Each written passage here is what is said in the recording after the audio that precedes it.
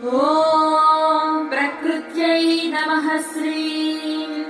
ॐ विकृत्यै नमः श्रीं। ॐ विद्यायै नमः श्रीं। ॐ सर्वभूतहितप्रदायै नमः श्रीं। ॐ श्रद्धायै नमः श्रीं। ॐ विभूत्यै नमः श्रीं। ॐ सुरभ्यै नमः श्रीं। ॐ परमात्मिकायै नमः श्रीं।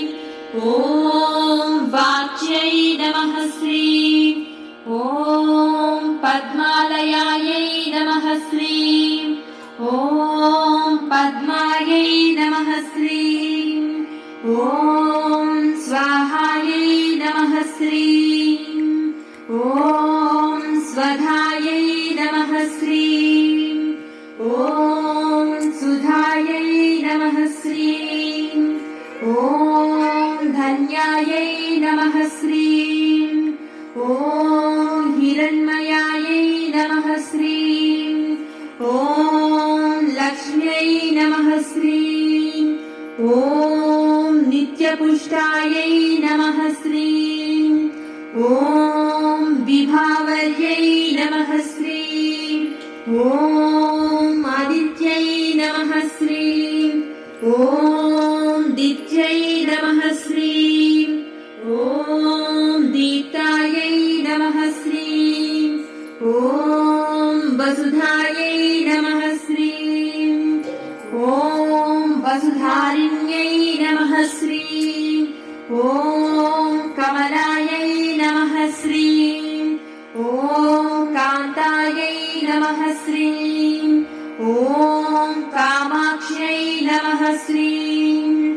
ॐ क्षीरोदसम्भवायै नमः श्रीं।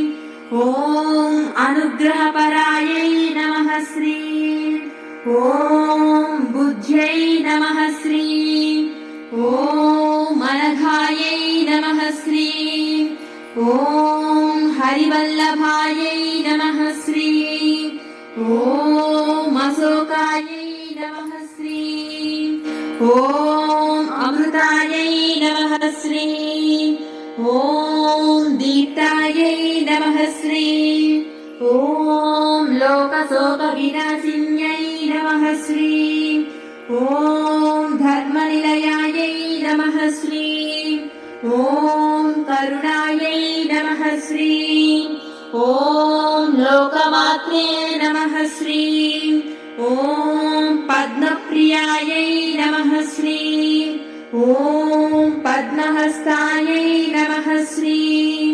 ॐ पद्माक्ष्यै नमः श्रीं।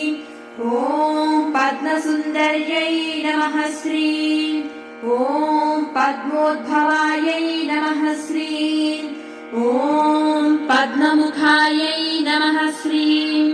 ॐ पद्मनाभप्रियायै नमः श्रीं। ॐ रमायै नमः श्रीं। ॐ पद्ममालाधरायै नमः श्रीं। ॐ देव्यै नमः श्रीं। ॐ पद्मिन्यै नमः श्रीं। ॐ पद्मगन्धिन्यै नमः श्रीं। ॐ पुण्यगन्धायै नमः